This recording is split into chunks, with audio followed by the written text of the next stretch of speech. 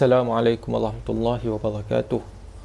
Alhamdulillah, salatu wassalamu ala Rasulillah wa ala alihi wa sahbihi wa man wala. Alhamdulillah, bersyukur kita kepada Allah Subhanahu wa taala atas segala nikmat, atas segala kurniaan, rezeki dilimpahkan kepada kita dapat kita bersama-sama untuk mendengarkan pengajian ulum hadis pada kali ini. Alhamdulillah, kita bersyukur pada Allah taala atas kesempatan yang diberikan. Dan kita sudah berada pada muka surat 99 dalam pengajian kita, dan pada minggu yang lepas ataupun pada video yang lepas pada video yang lepas kita sudah membincangkan tentang kehujahan hadis Nabi SAW dalam pensyariatan ataupun syariat Islam, dan kita sudah maklum akan perkara tersebut, dan insyaAllah kita akan masuk pada muka surat 99 tentang otoriti dan peranan hadis Nabi SAW. Apakah yang dimaksudkan dengan otoriti dan peranan hadis Nabi SAW ini? Yang membawa maksud bagaimanakah fungsinya hadis Nabi SAW, secara jelasnya apakah fungsinya dalam syariat kita. Jadi pada video lepas kita bincangkan tentang bagaimana ia menjadi satu hujah, bagaimana kita boleh mengatakan bahawasanya hadis ini merupakan hujah ataupun merupakan dalil yang sabit ataupun dalil yang jelas, di mana ia mempunyai peranan dalam syariat Islam. Dan pada kali ini kita akan bincangkan tentang apakah peranan-peranan tersebut, apakah fungsi-fungsi tersebut, bagaimanakah hadis berfungsi dalam syariat Islam. Jadi kita lihat pada apa yang telah dikatakan oleh penulis dalam bab otoriti dan peranan hadis. Sebelum kita masuk secara detail lagi, kita lihat muqaddimah yang diberikan dalam bab ini pada muka surat 99 di atas, di mana dikatakan bahawasanya ataupun penulis mengatakan bahawasanya di mana hadis ini dia bertindak sebagai sumber perundangan yang kedua selepas Al-Quran. Jadi kita dah maklum bahawa Al-Quran merupakan sumber yang pertama dalam perundangan Islam, dan hadis merupakan sumber yang kedua. Dan kemudian dikatakan juga bahawasanya di mana Al-Quran itu sememangnya banyak menjelaskan tentang kedudukan dan peranan hadis itu sendiri, seperti yang kita dah bincangkan dalam bab kehujahan hadis yang lepas. Dan disebutkan juga bahawasanya Al-Quran itu diturunkan oleh Allah Subhanahu Wa Taala sebagai petunjuk untuk umat manusia, yang di mana ia membawa kita ke jalan yang benar untuk mencapai kebahagiaan bukan saja di dunia, bahkan juga di akhirat.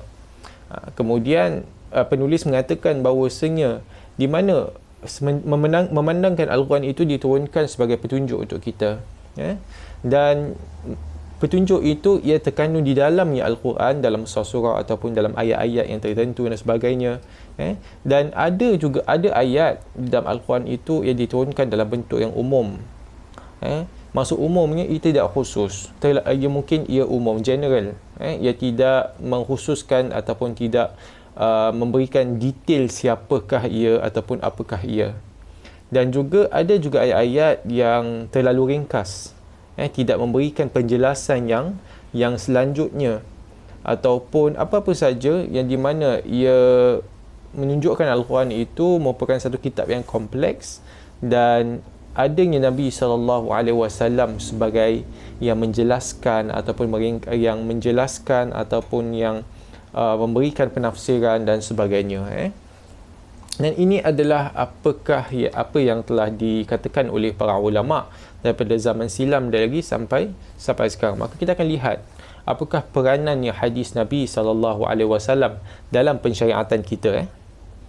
Jadi yang pertama sekali pada muka surat 99, di mana hadis mengukuhkan hukum Al-Quran. Maksudnya hadis mengukuhkan hukum Al-Quran secara gambangnya adalah di mana sebenarnya Al-Quran ini ia merupakan satu kitab ataupun satu wahyu yang diturunkan, mukjizat diturunkan kepada Nabi SAW. Dan ia sebenarnya gaya bahasanya sangat mudah. Kalau kita kalau orang Arab baca, kira kan bergaya bahasanya nak baca itu mudah. Tetapi dari segi penafsirannya itu, ia perlu kepada penafsiran lebih mendalam. Ia perlu kepada pemahaman yang lebih teliti. Kalau nak baca itu mudah. Bagi siapa yang tahu bahasa Arab, boleh baca dengan lancar dan sebagainya, maka kita kalau baca, maka mudah untuk kita baca.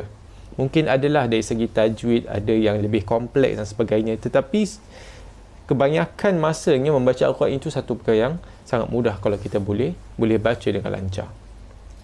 Dan namun begitu, ada juga di beberapa situasi di mana kita perlukan kepada penjelasan lebih-lebih lagi dalam hal berkaitan penafsiran atau memahami ayat yang tertentu. Maka di situlah di antaranya tugas ataupun peranan hadis Nabi sallallahu alaihi wasallam yang berperanan sebagai mengukuhkan hukum Al-Quran. Jadi gini, kita lihat penulis mengatakan bahawasanya Al-Quran itu ia mudah difahami, mudah dibaca. Namun begitu tetap memerlukan kepada hadis untuk menguatkannya. Oleh itu di mana ada kalanya satu hukum itu ia dibentuk mempunyai dua dalil dan dua sumber perundangan secara serentak. Maksudnya dalam bab ini ataupun dalam bahagian ini, hadis mengukuhkan hukum Al-Quran, iaitu Al-Quran sudah ada hukum tersebut. Al-Quran sudah menyebut tentang satu hukum. Maka kemudian datangnya hadis, di mana hadis ini ia mengukuhkan hukum Al-Quran tersebut dengan menyebutkan hukum itu sekali lagi. Jadi hukum tersebut sudah sedia ada, dan hukum tersebut ia diambil tempatnya, dia ambil tempatnya, dan hukum tersebut ia berlaku, ia ditetapkan untuk umat Islam. Kemudian datangnya hadis, di mana hadis menyebutkan lagi, menetapkan lagi, dia takkidkan lagi. Itu perkataan dia, takkidkan lagi, di mana ia menegaskan tentang perkara tersebut. Maka kita tahulah hukum itu bukan satu perkara yang kita boleh main-main, dan ia ditegaskan bukan saja di dalam Al-Quran, bahkan ia ditegaskan lagi dengan sunnah ataupun hadis Nabi sallallahu alaihi wasallam. Di mana contoh, ada banyak contoh yang kita boleh ambil.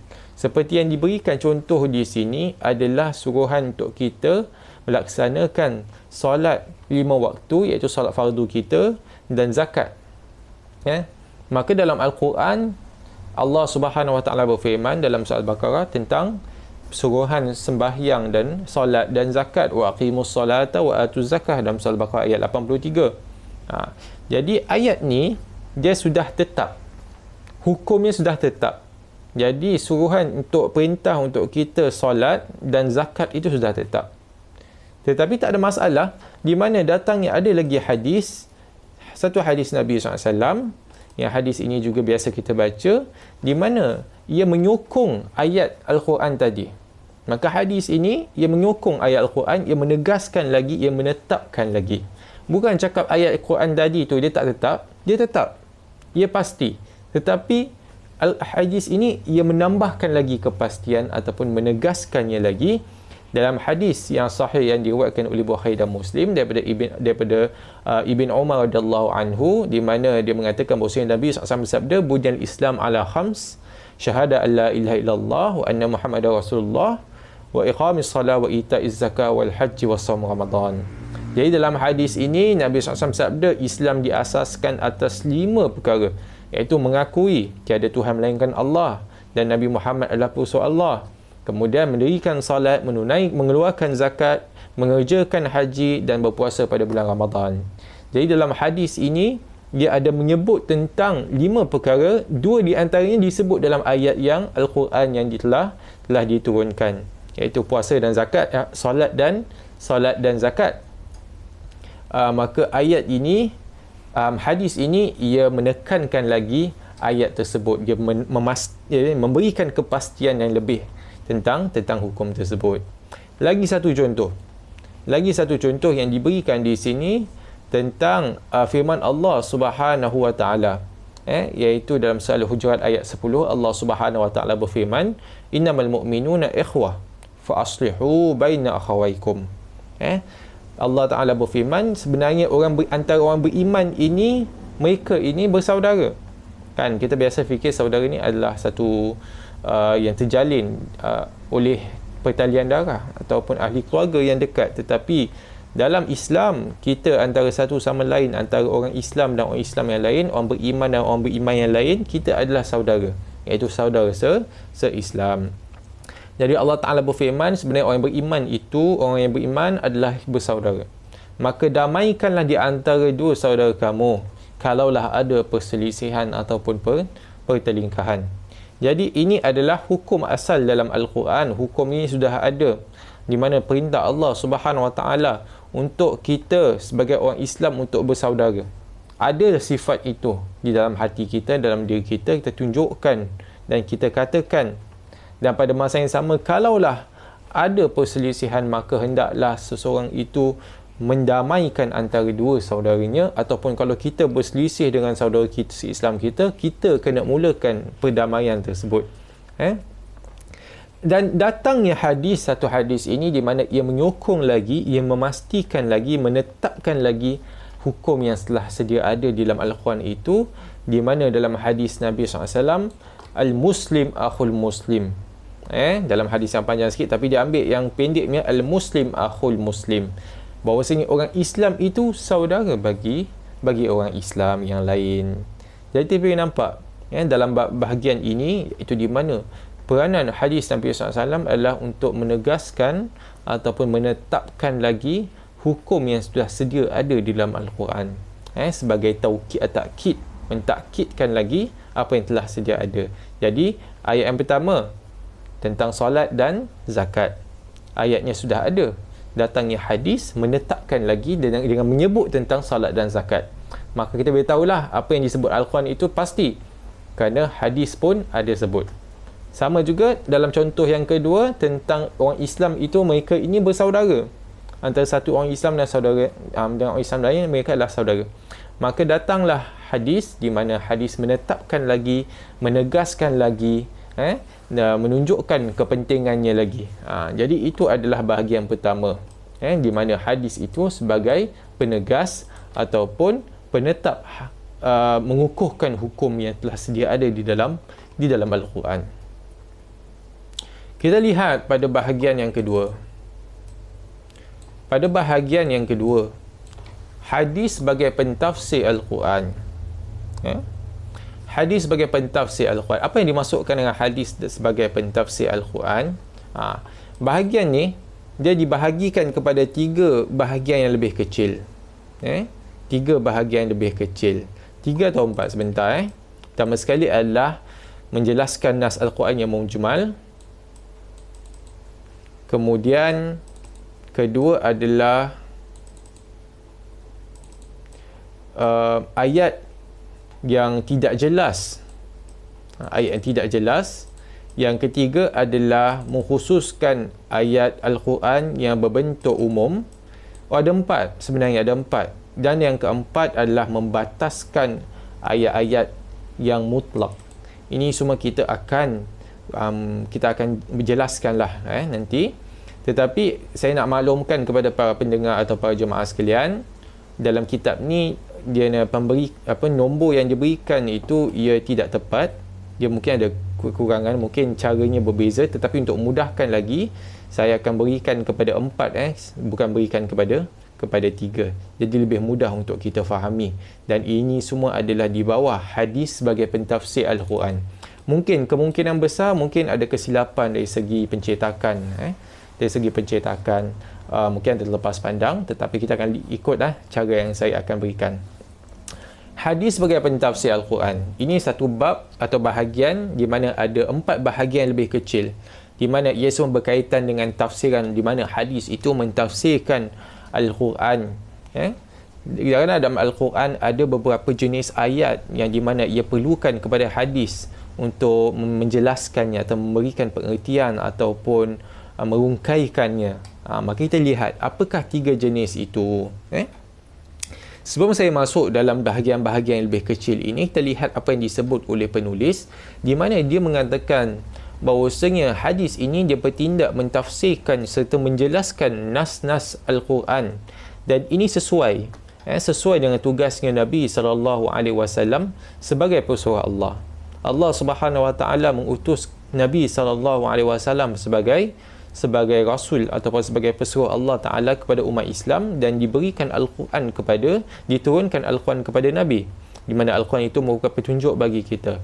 Maka oleh hal itu, orang yang terbaik sekali untuk menjelaskan kalau ada apa-apa sekali di dalam Al-Quran yang mungkin tidak jelas atau mungkin susah untuk difahami, atau mungkin ayat-ayat yang kurang spesifik, yang terlalu umum, maka sebaik-baiknya yang menjelaskannya adalah Nabi SAW, kerana Quran itu diturunkan kepada baginda, dan baginda SAW diberikan ilmu oleh Allah Subhanahu Wa Taala, yang di mana ilmu itu bukan saja ilmu berkaitan dengan hal-hal keduniaan, tetapi pada masa yang sama adalah berkaitan bagaimana untuk menjelaskan Al-Quran itu.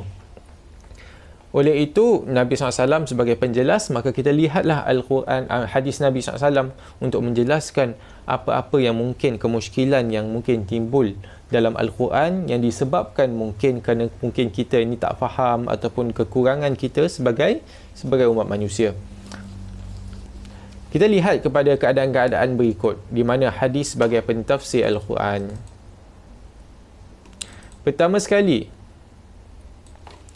pada muka surat 101 di atas ni kita tandakan ni adalah ataupun yang nombor 1 dalam bahagian ini. Hadis berperanan untuk menjelaskan nas-nas Al-Quran yang berbentuk mujmal.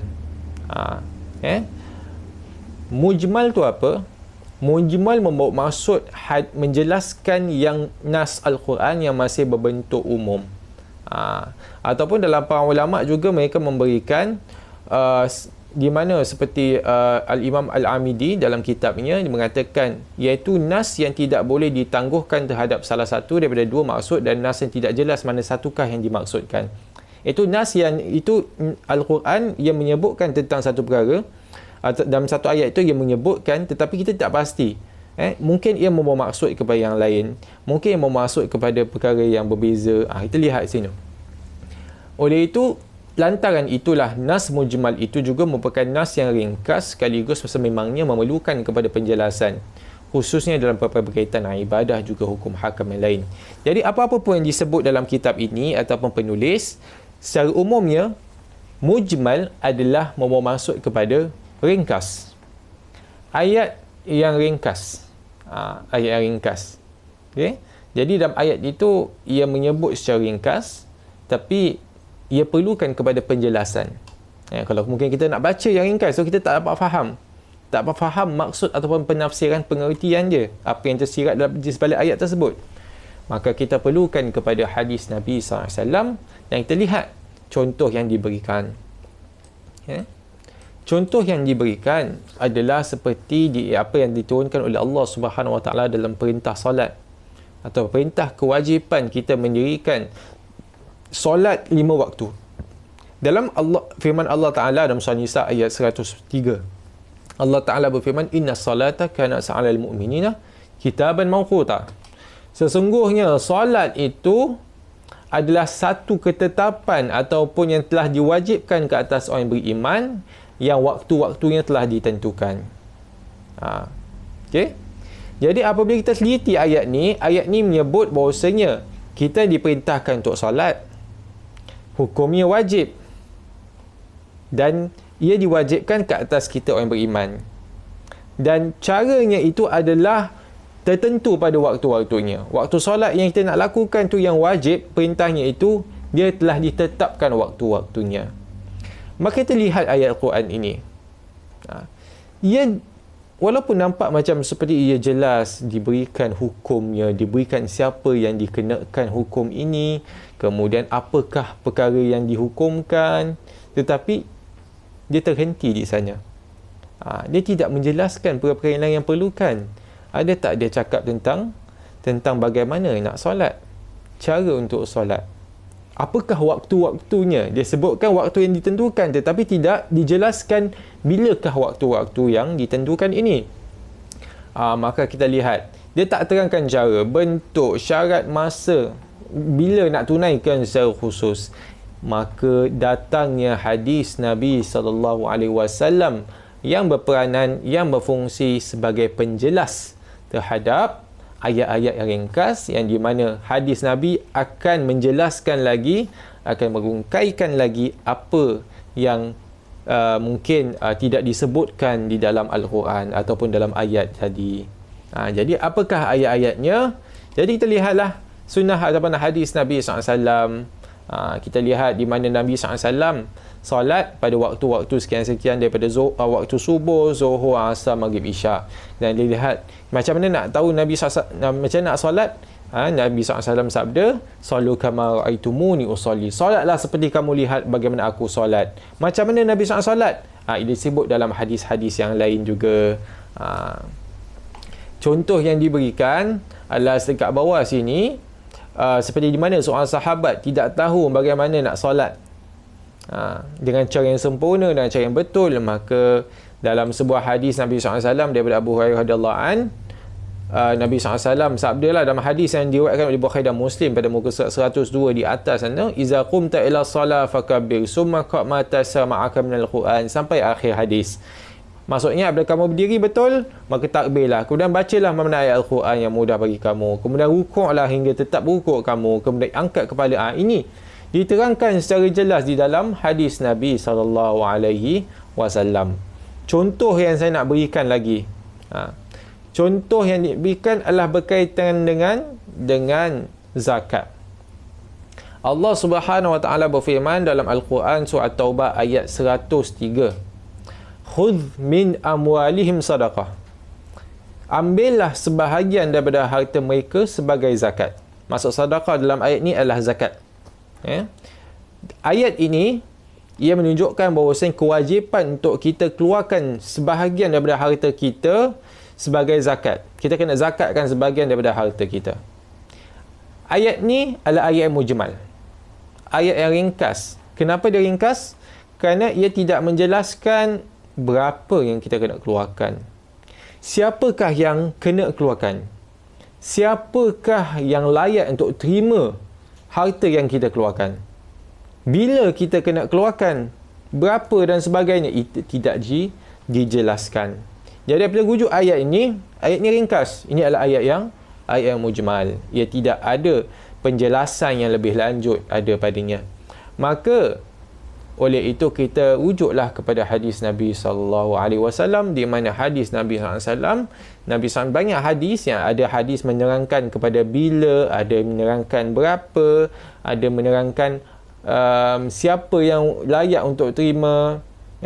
Kemudian ada juga ayat yang menjelaskan apakah yang kena zakatkan, apakah jenis harta yang kita kena zakatkan. Dalam hal ini ada dalam hadis Nabi SAW menjelaskan ada apa yang dikeluarkan adalah binatang-binatang seperti lembu, unta, kambing, ayam tak, itik tak payah. Kalau kita ada pelihara orang kata tu burung pun tak payah. Dan juga tanam-tanaman apa yang diboleh disuruhkan ataupun diwajibkan untuk berzakat. Dan apakah emas pun kena, perak pun kena dan sebagainya. Apakah jenis-jenis perhiasan ataupun harta orang kata tu barang kemas, yang logam-logam yang kita kena zakatkan. Ini semua disebut di dalam hadis Nabi sallallahu alaihi wasallam.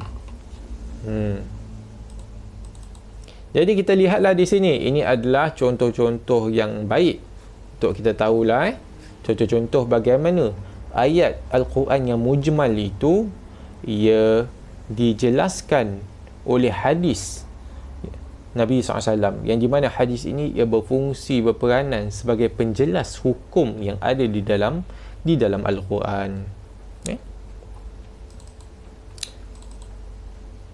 Baiklah para jemaah sekalian, para pendengar sekalian, kita akan teruskan dengan pada muka surat 103. Jadi yang pertama sekali saya sebutkan tadi, hadis sebagai pentafsir Al-Quran. Ada 4 bahagian. Bahagian pertama, hadis menjelaskan atau menafsirkan. Maksud menafsirkan tu menjelaskan lagi ayat-ayat yang mujmal. Maksudnya ayat yang bukan kurang lengkap tetapi kurang penjelasannya, maka dijelaskan. B yang kedua, ni yang pada muka 103 tu, dia ada I tu, 3 I ni, kita letak B, jadi mudah untuk kita fahami. Ni mungkin ada kesilapan sedikit. Jadi terdapat nas Al-Quran yang masih tidak jelas ataupun kesamaran pengertian dia. Maka datangnya hadis sebagai menafsirkan dan menjelaskan kesamaran ini. Kerana kesamaran ini ia susah untuk kita faham. Lebih-lebih lagi hatta tak semestinya orang yang bukan orang kata tu memang bukan orang Arab lah, bukannya memang bahasa dia itu bahasa Arab, tetapi hatta kalau kita baca mungkin okeylah kita faham, tak apa faham, tapi hatta orang Arab pun mereka suka untuk mereka fahami kalau ada kesamaran ataupun yang kurang jelas penggunaan dia ayat yang tertentulah. Dan disebut oleh penulis di sini suka untuk difahami oleh akal pemikiran manusia. Kita tengok contoh yang diberikan. Jadi yang B ni ayat yang tidak jelas, yang di mana dalam ayat tu, bukan saya kata semua ayat dalam ayat tu semua perkataan tu tak jelas, bukan. Kadang-kadang satu ayat tu ada satu kalimat tu atau satu perkataan tu dia kurang jelas pengertian dia, makna dia tu apa. Jadi kadang-kadang adalah dua kalimat ataupun dua perkataan, tetapi biasa ada satu atau dua, tak banyak lah. Tapi dalam ayat tu kadang ada satu, di mana kalau kita salah faham atau salah pengertian yang kita ambil, maka kita boleh salah faham juga tentang hukum keseluruhannya.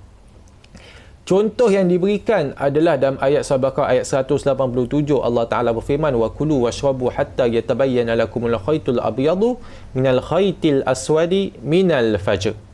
Ayat ni Allah Ta'ala berfirman, dan makanlah serta minumlah sehingga ternyata kepada kamu benang putih dan benang hitam minal fajr, daripada waktu fajar.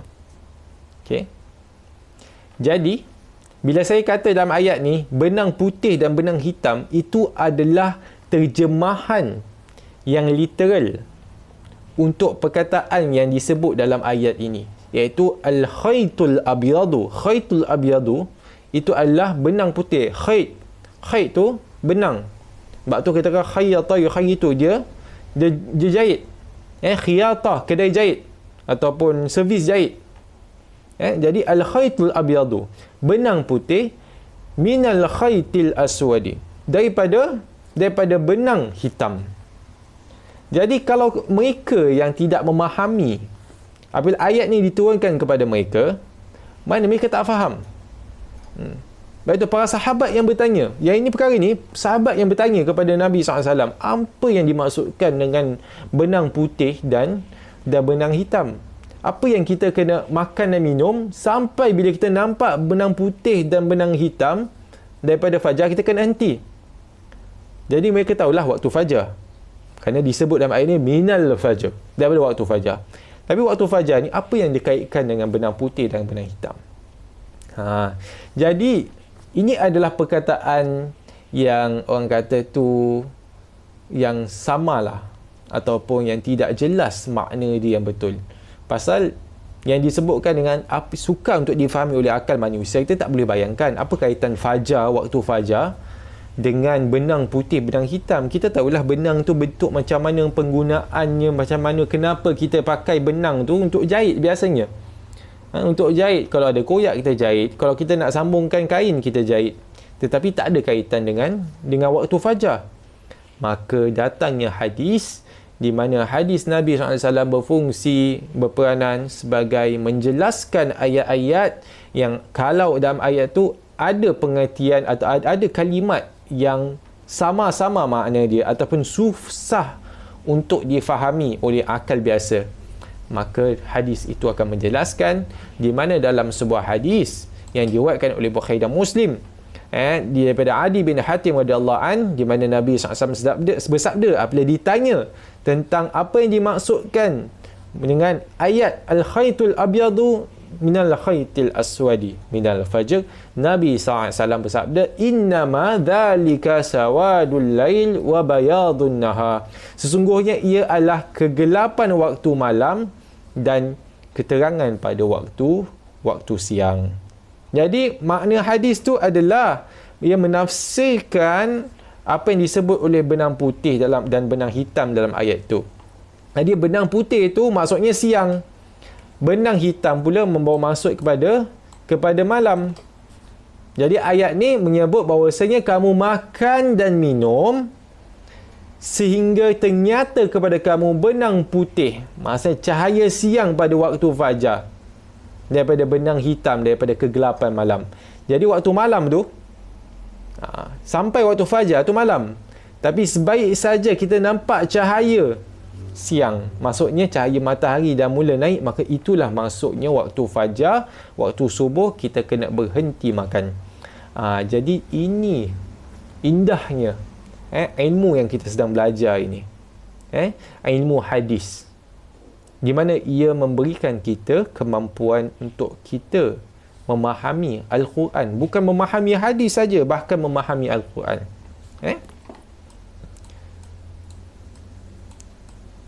Itu adalah bahagian kedua dalam bab ini. Di mana dalam peranan hadis menjelaskan ataupun hadis menafsir Al-Quran, A adalah hadis ia menjelaskan ayat-ayat yang ringkas ataupun yang mujmal. Yang kedua, hadis berperanan menjelaskan kalimat-kalimat ataupun ayat-ayat yang ada kalimat yang sama ataupun tidak jelas makna dia. Yang ketiga, C yang di bawah. Yang C ni dia letak B, tak silap saya. Tapi kita letak C, jadi kita mudah. Di mana hadis mengkhususkan nas-nas Al-Quran ataupun ayat-ayat Al-Quran yang di mana hukumnya berbentuk umum, atau ia tidak jelaskan secara spesifik ataupun detail. Jadi banyak juga ayat-ayat Al-Quran yang berbentuk umum. Oleh itu datanglah tugas atau peranan hadis Nabi SAW di mana ia mengkhususkan apa yang umum. Jadi apa maksud khusus dan umum ni? Ayat khusus ni apa? Ayat yang disebut tidak memberikan spesifik. Kalau saya kata umum, maksudnya saya kata umat manusia, itu umum. Tapi kalau saya nak khususkan, saya akan kecilkan skopnya daripada umat manusia. Saya akan katakan penduduk Asia. Itu dah skop dia kecil, saya dah khususkan penduduk Asia ataupun orang Asia. Kalau saya nak khususkan lagi daripada orang Asia, saya khususkan lagi orang kata tu tanah Melayu. Saya ambil tanah Melayu. Ataupun saya kecilkan lagi. Saya kata orang Singapura. Kalau Singapura saya kecilkan lagi, masyarakat yang tinggal dekat orang kata Tampines. Dia makin kecil lah. Itu contohnya lah macam mana kita nak mengkhususkan apa yang umum. Jadi dalam Al-Quran ada juga ayat-ayat yang umum, yang di mana ia tidak menjelaskan atau tidak memberikan memspesifikkan ataupun mengecilkan skopnya. Jadi macam mana hadis Nabi yang mengkhususkannya? Contoh yang diberikan,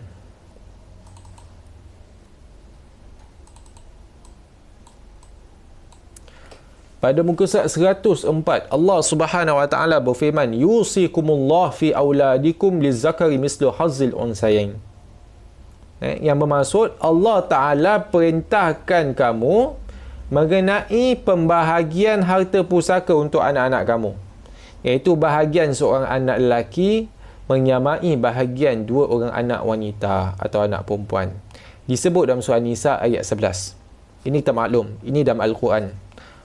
Ayat ni dia mengatakan Allah Ta'ala memerintahkan kita tentang kalaulah kita nak melakukan dalam pewarisan harta, di mana anak lelaki mereka akan dapat berapa bahagian? Bahagian yang menyamai dua bahagian anak perempuan. Jadi kalau lelaki mereka akan dapat dua bahagian, anak laki, anak perempuan mereka akan dapat satu bahagian. Macam gitu. Ini adalah ketetapan hukum dalam Al-Quran. Tapi ayat ni umum. Ayat ni umum. Kenapa saya kata umum? Anak laki yang maksudnya anak laki yang mewarisi. Tetapi umumnya itu dia tak sebut, ayat ni tidak menjelaskan atau tidak menspesifikkan anak laki jenis apa. Semua ke anak laki akan dapat begini? Ada jenis-jenis anak laki yang tidak dapat mewarisi at all. Tak boleh mewarisi pun. Tapi ayat ni kata anak laki umum. Tapi hadis Nabi SAW ia mengkhususkan sebenarnya bukan semua anak laki boleh mewarisi. Bukan anak laki je. Bukan semua anak boleh mewarisi. Okay. Jadi kita lihat. Contoh yang diberikan di mana hadis bertindak mengkhususkan nas yang berbentuk umum. Contoh hadis Nabi yang mengkhususkan bukan semua anak laki ataupun bukan semua anak boleh mewarisi. Yang tak boleh mewarisi adalah mereka di kalangan anak-anak Nabi.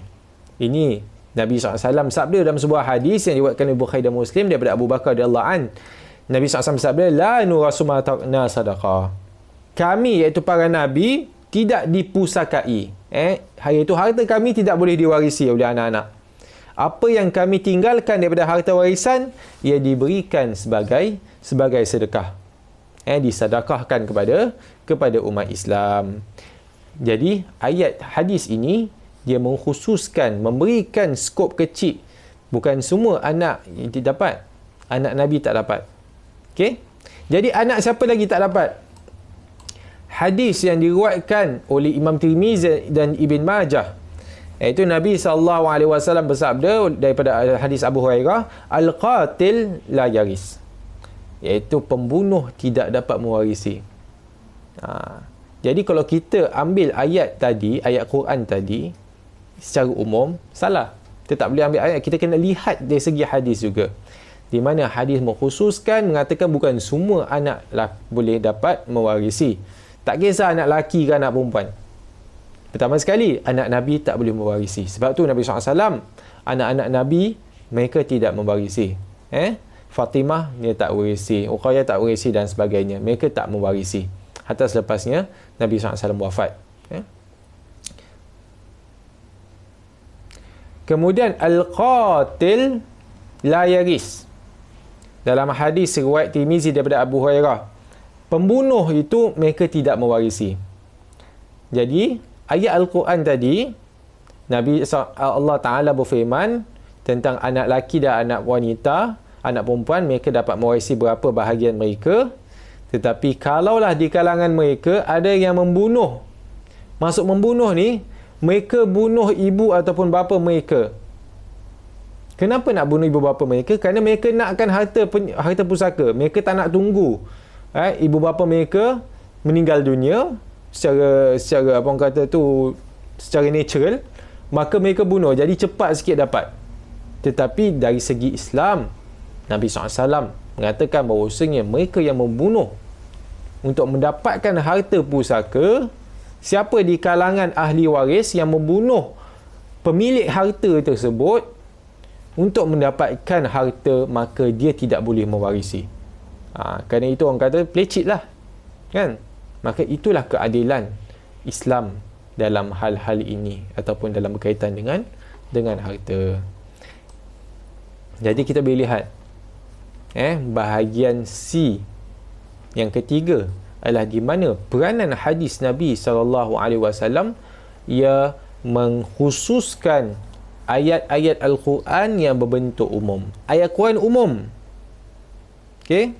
Tapi datangnya hadis mengkhususkan, okey, tak semua. Ada juga yang tak boleh dapat. Dalam Al-Quran disebut untuk suruh kita solat, kita zakat, kita puasa, kita haji. Betul tak? Dalam Quran. Ini semua disebutkan. Hukum-hukum asas semua disebutkan dalam Al-Quran. Tapi kadang dalam ayat tadi yang tentang solat tu, wa aqimus solata wa atuz zakah. Dirikan solat, tunaikan zakat. Wa aqimu, perkataan mu tu dia rujuk kepada semua. Iaitu orang dia jamakkan. Solatlah kamu. Maksud kamu ni siapa? Orang Islam, orang beriman. Dia umum sebenarnya. Tetapi adanya hadis Nabi SAW yang mengatakan sebenarnya bukan semua orang Islam diwajibkan untuk solat. Siapa yang tak diwajibkan untuk solat? Contoh seperti orang gila. Orang gila di kalangan umat Islam, hukum solat tak wajib ke atas mereka. Siapa lagi yang tidak diwajibkan solat? Wanita yang dalam keadaan istihal ataupun dalam keadaan haid. Mereka tak wajib untuk solat. Macam gitu.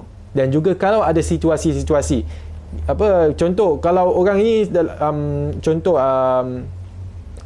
dalam keadaan bermusafir, hukum solat ke atas dia berbeza. Dia diberikan keluasan atau diberikan kelonggaran, walaupun dia kena solat juga, sama ada jamak ataupun takdim, takhir dan sebagainya, tetapi berbeza hukum dia daripada yang lain. Jadi macam gitu. Zakat pun sama. Ayat tadi, wa atuz zakat, wa atu az-zakat, tunaikan zakat, merujuk kepada orang Islam secara umum. Tapi adanya hadis Nabi SAW dan juga ayat Quran yang lain juga menyatakan siapa yang kena berikan zakat. Orang miskin nak kena zakat ke? Sudah tentu tidak. Hatta orang miskin ini di kalangan mereka yang asnaf ataupun layak untuk dapatkan harta zakat.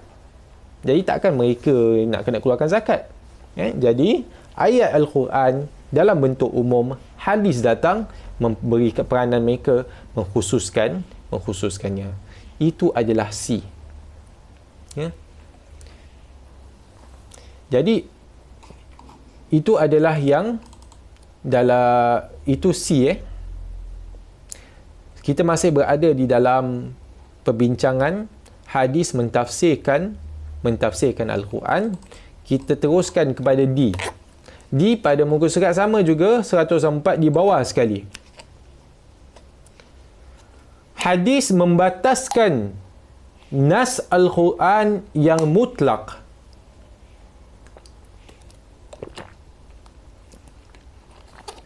Hadis membataskan nas yang mutlak. Maksud mutlak tu apa? Mutlak tu ia membawa maksud, kita lihat apa yang diterangkan. Ayat yang mutlak adalah ayat yang tidak jelaskan secara terperinci kedudukan tertentu. Ia tidak memberikan ketetapan secara tertentu. Dia berbeza dengan umum dan khusus. Umum dan khusus dia lebih kepada siapa. Ia merangkumi siapa dan sebagainya. Mutlak ini dalam bab ayat-ayat yang mutlak memasuk kepada ayat-ayat yang tidak memberikan tidak memberikan orang kata tu perincian yang dalam satu perkara. Kita akan lihat dari segi orang kata tu contoh-contoh yang akan diberikan. Tetapi sebelum tu saya nak jelaskan dalam bahagian ini di mana hadis membataskan ayat-ayat Al-Quran yang mutlak, maksudnya membawa maksud hadis bertindak sebagai muqayyad. Jadi ini dua perkataan bahasa Arab ni, mutlak dan muqayyad.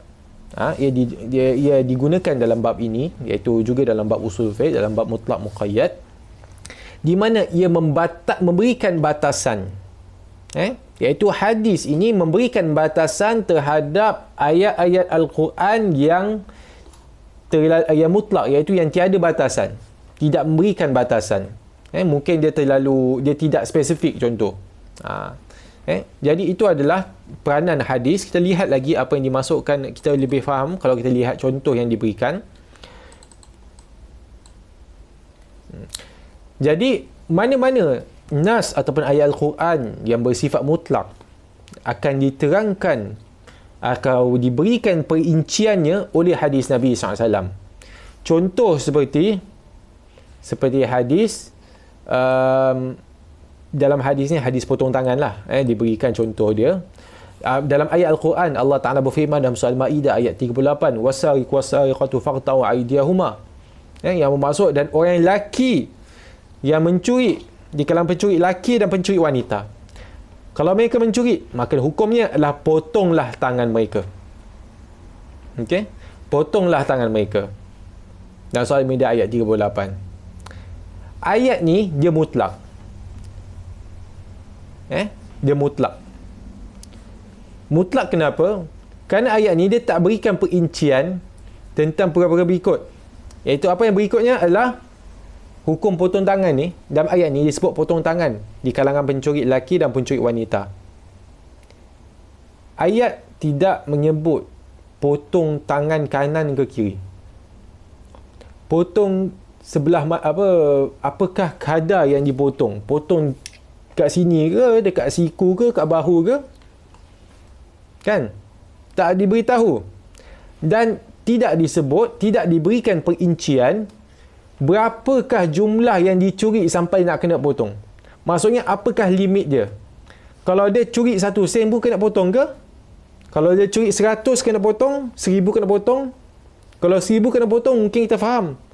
Tetapi kalau dia curi 10 sen, dia curi roti kecil je, pasal lapar nak makan, adakah kena potong juga? Al-Quran dalam ayat ini tidak memberikan perincian. Ini jenis ayat mutlak. Ayat yang tidak memberikan perincian.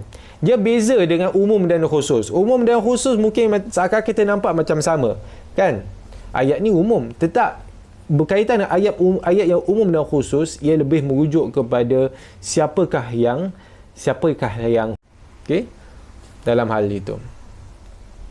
Tapi dalam bab berkaitan dengan mutlak dan muqayyad, ia lebih kepada perincian hukum tersebut.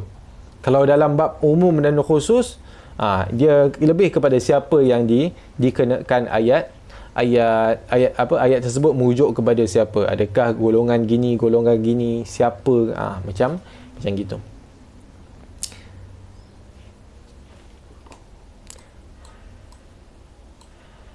Kemudian dalam hadis yang di bawah ni kita lihat, dalam hadis yang diriwayatkan oleh Bukhari dan Muslim daripada Aisyah radhiyallahu anhu, di mana Nabi SAW bersabda, tuqta'u yadu sariq fi rub'i dinar fasa'ida.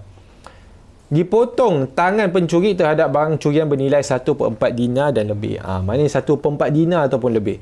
Jadi kalau kurang daripada itu, maka ia tidak dikenakan hukuman potong tangan. Jadi inilah di mana hadis yang kita baru baca ni, ia memberikan perincian. Dia meletakkan hadnya ataupun batasnya terhadap ayat Al-Quran, yang di mana ia tidak memberikan batas ataupun had pada satu perkara tertentu dalam hukum tersebut. Jadi itu adalah keempat-empat perkara yang di bawah naungan hadis sebagai pentafsir Al-Quran. Pertama sekali, hadis menjelaskan ayat yang mujmal. Kedua, hadis memberikan ini apa saya akan tengok balik. Kedua adalah hadis menjelaskan ayat-ayat yang di mana ada kalimat yang susah untuk kita faham, ada kesamaran. Dan ketiga adalah di mana hadis mengkhususkan ayat-ayat Al-Quran yang umum, yang terlalu umum. Okay? Dan yang keempat adalah hadis di mana ia memuqayyadkan ataupun ia memberikan perincian terhadap nas-nas Al-Quran yang tidak ada batas ataupun tidak memberikan batasan ataupun tidak memberikan perincian. Ini semua di bawah kategori hadis sebagai pentafsir terhadap Al-Quran. Baiklah para jemaah sekalian, insya-Allah kita akan berhenti sampai sini saja. Kita ada lagi dua, iaitu hadis sebagai nasih hukum dan hadis berperanan sebagai membawa hukum yang baru. Ada lagi dua bahagian. Kita dah selesai dua bahagian dalam bab yang ini, iaitu peranan ataupun autoriti hadis dalam perundangan Islam. InsyaAllah kita akan sambung pada pengajian ataupun kesempatan yang akan datang. Aqulu qawli hadha wa astaghfirullahal azim li wa lakum. Wassalamualaikum warahmatullahi wabarakatuh.